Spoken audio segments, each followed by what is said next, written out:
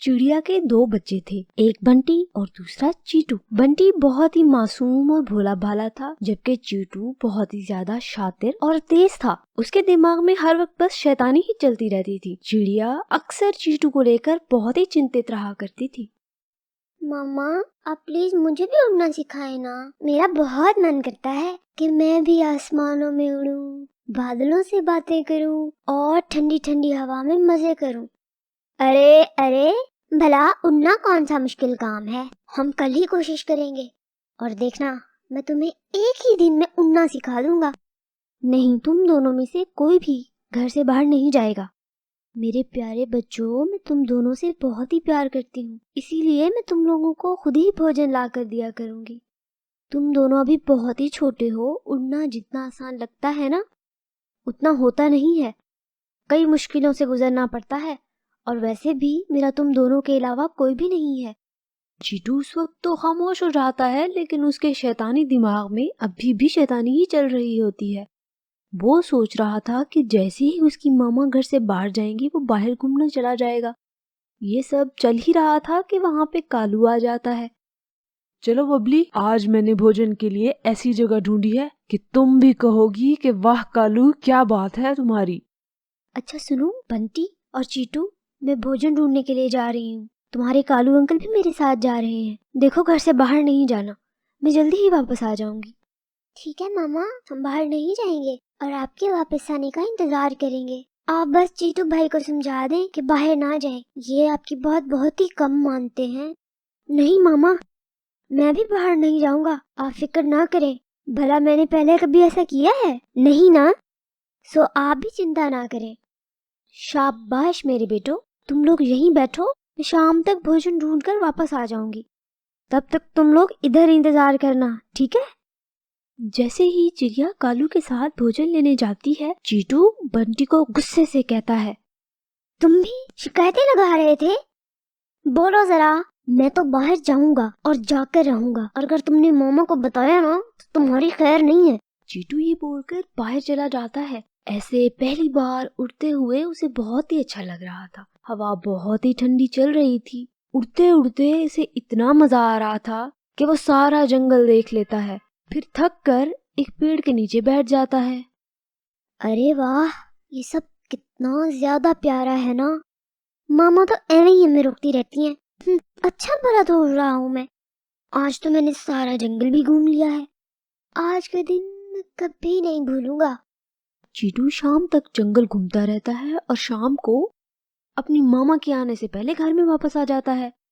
चिड़िया दोनों के लिए भोजन लेकर आ जाती है। तुम दोनों में से कोई बाहर तो नहीं गया था ना? नहीं तो। मामा, भला हमने बाहर क्यों जाना था? हम पहले आपके बगैर कभी बाहर गए हैं क्या? आप तो ऐसे ही चिंता करती रहती हैं। हम दोनों ने तो आपका पूरा समय यहीं बैठकर इंतजार किया था। चिड़िया बहुत ही खुश हो जाती है कि दोनों बच्चों ने उसकी बात मानी है। अगले ही दिन अचानक से बादल आ जाते हैं और बहुत जोरों की बारिश होना शुरू हो जाती है। बारिश इतनी अचानक आई थी कि किसी भी पक्षी ने भोजन जमा नहीं किया हुआ था, इसीलिए आज की बारिश ने सबको ही परेशान कर दिया था। बबली भी बहुत ही ज्यादा परेशान थी। इतनी बारिश में मैं भोजन ढूंढना बहुत ही मुश्किल हो जाएगा, और आज अगर मैं भोजन ढूंढने नहीं गई तो चीटू और बंटी भूख से मर जाएंगे। मुझे कुछ करना होगा। और यूं चिड़िया अपनी ममता और अपने बच्चों के प्यार में मजबूर होकर इतने सख्त मौसम में भी भोजन ढूंढने चली जाती है। लेकिन चीटू था, उसे तो इस बात की जरा भी परवाह नहीं थी। बारिश में तो जंगल और भी प्यारा लग रहा होगा। आज बारिश में नहाता हूँ, जंगल भी देख लेता हूँ।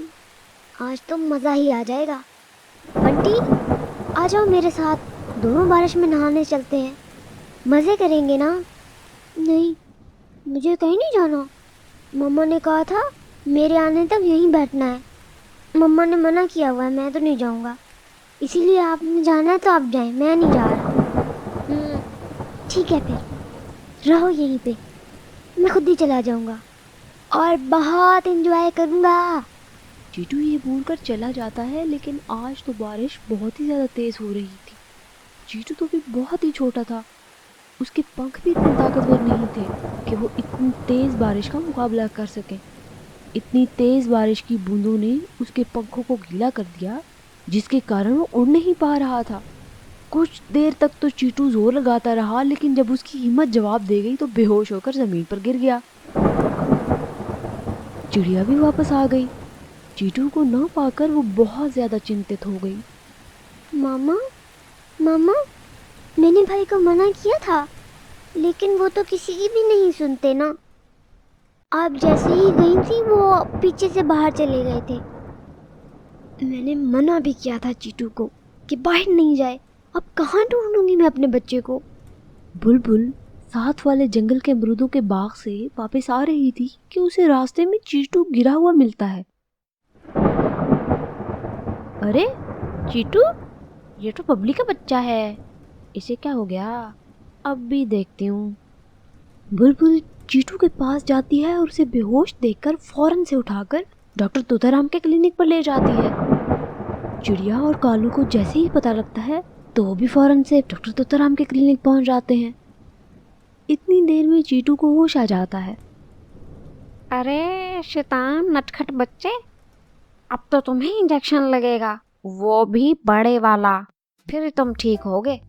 तुम्हें ठंड लग गई है ना? नहीं मामा, मुझे इंजेक्शन नहीं लगवाना। देखे ना, मैं ऐसा नहीं करूँगा। हमेशा आपकी बात मानूंगा। कभी आपको बगैर बताए बाहर भी नहीं जाऊंगा। आप प्लीज डॉक्टर अंकल को बोले ना, मुझे इंजेक्शन नहीं लगवाना, प्लीज। अरे अरे, नहीं लगाता इंजेक्शन, लेकिन याद रखना, हमें हमेशा अपने पेरेंट्स की बात माननी चाहिए। अगर उनकी बात नहीं मानेंगे तो फिर तो ऐसा ही नतीजा होगा ना, जैसे तुम बीमार हो गए हो। तो हमें इस स्टोरी से क्या सबक मिलता है? हमें अपने पेरेंट्स की हर बात माननी चाहिए, क्योंकि वो हमारा भला ही चाहते हैं ना। अगर चीटू अपनी मामा की बात मान लेता तो वो आज बीमार ना होता, बल्कि बंटी की तरह सेहतमंद होता। जंगल में सभी जीव और पक्षी बहुत हंसी खुशी रह रहे थे। वो खूब हल्ला गुल्ला करते और इकट्ठे घूमने जाते थे। इनमें डोडो और उसकी पत्नी भी थी। डोडो की पत्नी बहुत ही चालाक और शातिर होने के साथ साथ वो सभी पक्षियों को तंग भी बहुत करती थी। डोडो भी चालाक था, मगर कभी भी उसने किसी को तंग नहीं किया, मगर कभी कभी वो दूसरे पक्षियों की मदद कर दिया करता था। उनके साथ एक परिवार तोतों का भी रहता था, जिसमें चिंटू और उसकी पत्नी रहते थे। चिंटू बहुत ही मासूम था। वो हर किसी की मदद करके खुश रहता था। एक दिन वो सब अपने अपने घोंसलों में बैठे होते हैं कि कहीं से एक चिड़िया उड़ के आती है और इधर उधर उड़ना शुरू कर देती है। कौवा और तोता देखते रहते हैं कि चिड़िया को पता नहीं क्या हो गया है, लेकिन वो एक बात तो समझ जाते हैं कि चिड़िया इस जंगल से नहीं है, बल्कि किसी और जंगल से आई है। जब काफ़ी समय के बाद चिड़िया वहीं उड़ रही होती है तो उनको बहुत गुस्सा आता है। चिड़िया दीदी, क्या है? क्या हुआ? क्या तुम्हारा कुछ खो गया है? तुम इस जंगल की नहीं लग रही हो। हमें बताओ, अगर कोई मदद चाहिए तो हम आपकी मदद कर देंगे। कव्वे भाई, मैं इस जंगल में नई आई हूँ। हमारे पुराने जंगल में बारिशें ना होने की वजह से सब कुछ सूख गया है। अब उस जंगल में खाने के लिए कुछ भी नहीं रहा, इसीलिए मैं भोजन की तलाश में इधर उधर देख रही थी तो मुझे आपका जंगल नज़र आया, तो मैं यहाँ पे चली आई। अब मैं देख रही हूँ कि मैं किस दरख्त पर अपना घोंसला बनाऊँ, पर मुझे समझ ही नहीं आ रही है कि कहाँ पे घोंसला ठीक रहेगा और जहाँ पास पक्षी भी ज़्यादा हों। वैसे मेरा नाम पिंकी है। अरे पिंकी दीदी, आप फिक्र क्यों करती हैं? हमारे साथ वाला दरख्त खाली है, आप चाहें तो उस पे अपना घोंसला बना सकती हैं। वो काफ़ी देर से खाली पड़ा है और हमारे पास भी है। हम सब मिल के रहेंगे और एंजॉय करेंगे। चिड़िया उनके साथ वाले दरख्त पर घोंसला बना लेती है। पिंकी, चिंटू और डोडो उनमें दोस्ती हो जाती है और वो अपने घोंसलों में अंडे देते हैं, जिसके बाद उनमें से प्यारे प्यारे बच्चे निकल आते हैं। चिंटू, डोडो और पिंकी में दोस्ती हो जाती है। वो सब मिलकर अनाज ढूंढने जाते हैं और काफ़ी सारा भोजन घर लेकर आते हैं। ऐसे ही दिन गुजर रहे होते हैं कि देखते ही देखते बहार के दिन ख़त्म होने लगते हैं। हर तरफ सूखे का मौसम शुरू हो जाता है। कुछ दिन तो जमा किया हुआ भोजन काम आता है, लेकिन वो भी ख़त्म होने लग जाता है। तोता, कौवा और पिंकी बहुत ज़्यादा परेशान हो जाते हैं। डोडो उड़ के चिंटू के पास जाता है। चिंटू, देखो अब हम क्या करेंगे। दूसरे जंगल में भी आजकल खाने को कुछ नहीं मिलता। रोज़ दूर दूर तक उड़ के जाता हूँ, लेकिन मजाल है कि खाने को कुछ मिल जाए। मेरी पत्नी भी खाना ढूंढने गई थी, मगर उसे भी कुछ नज़र नहीं आया। हाँ हाँ, तुम ठीक कह रहे हो। कल मैं भी अपनी पत्नी के साथ मैके गया था। वहाँ भी सूखे का मौसम आया हुआ है। मेरे ख्याल में हमें पिंकी से पूछना चाहिए, शायद उसको किसी जंगल का पता हो जहाँ भोजन मिल सके। तो दूसरे जंगल से आई है, उसे दूसरे जंगल के बारे में ज़रूर जानकारी होगी। अरे नाम मत लो उस मनहूस का। मुझे तो लगता है वही मनहूस है। पहले अपने जंगल में सूखा करवा के आ गई, और अब यहाँ जब से हमारे साथ आई है भोजन खत्म होता जा रहा है। अरे मुझे तो लगता है ये वहाँ से खुद नहीं आई, इसको वहाँ के पक्षियों ने निकाल दिया होगा। मनहूस कहीं की। चिंटू बहुत ही सीधा साधा होता है, तो फ़ौरन ही कौवों की बातों में आ जाता है। हाँ, तुम सही कह रहे होगे, मुझे भी यही लगता है। वरना हम इतने सालों से यहाँ रह रहे हैं, मजाल है कभी सूखे का मौसम आया हो। और जब से ये चिड़िया आई है, कुछ दिनों के बाद बारिशें होना बंद हो गई, अब भोजन ख़त्म हो गया है। मेरा ख्याल से तुम ठीक कह रहे हो, पिंकी ही मनहूस है। मेरे ख्याल से हमें चिड़िया को यहाँ से निकाल देना चाहिए। जब यहाँ से जाएगी तो सूखे का मौसम ख़त्म हो जाएगा, वरना हम सब भूखे मर जाएंगे। ये कहकर वो उड़ के पिंकी के पास जाते हैं और उसे जंगल छोड़ने का कहते हैं।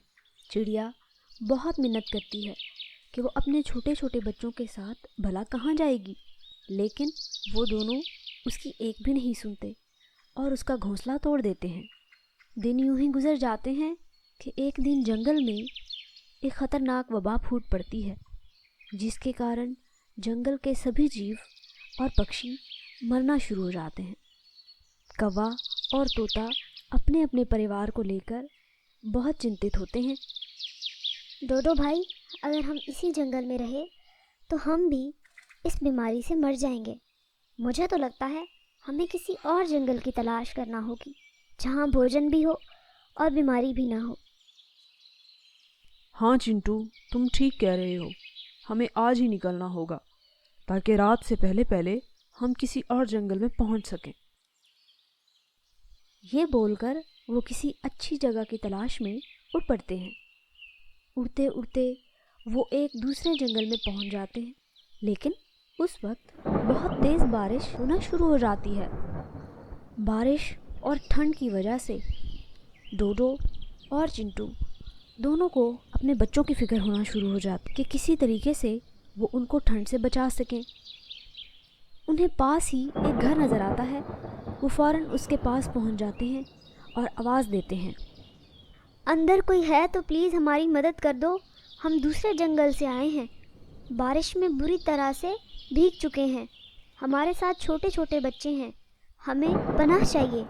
लेकिन वो ये सब देखकर हैरान रह जाते हैं कि वो घर पिंकी का है। डोडो और चिंटू एक दूसरे की तरफ देखते हैं। वो बहुत ही शर्मिंदा होते हैं। पिंकी उन दोनों को देखकर समझ जाती है कि ये क्यों आए हैं। अरे भाई डोडो, चिंटू, तो अरे आ जाओ, ये अपना ही घर है। डोडो और चिंटू का परिवार पिंकी के घर चला जाता है। वो उनको खाने के लिए चीज़ें देती है। पिंकी दीदी, हमें माफ़ कर दें, हमने तुम्हारे साथ बहुत बुरा किया। भला सूखा आने में तुम्हारा क्या कसूर था, लेकिन अब हमें अपने किए का एहसास हो गया है। आप प्लीज़ हमें माफ़ कर दें। अरे कोई बात नहीं डोडो, तुम लोगों को अपनी गलती का एहसास हो गया, यही बात है। वैसे भी सब पक्षी मुझे ना निकालते तो मैं भला कहाँ इस अच्छे से जंगल में आती और आराम से रहती। मुझे तो तुम लोगों का शुक्रिया अदा करना चाहिए कि तुम लोगों ने मुझे निकाल दिया। सब लोग पिंकी का शुक्रिया अदा करते हैं कि उसने उनको रहने के लिए घर और खाने के लिए भोजन दिया। तो हमें इससे क्या सबक मिलता है? हमें सबक मिलता है कि कोई भी पक्षी या कोई भी चीज़ या कोई भी इंसान मनहूस नहीं होता। इसीलिए किसी को मनहूस नहीं कहना चाहिए, बल्कि मुश्किल वक्त में एक दूसरे के काम आना चाहिए और हमेशा मिलजुल कर रहना चाहिए।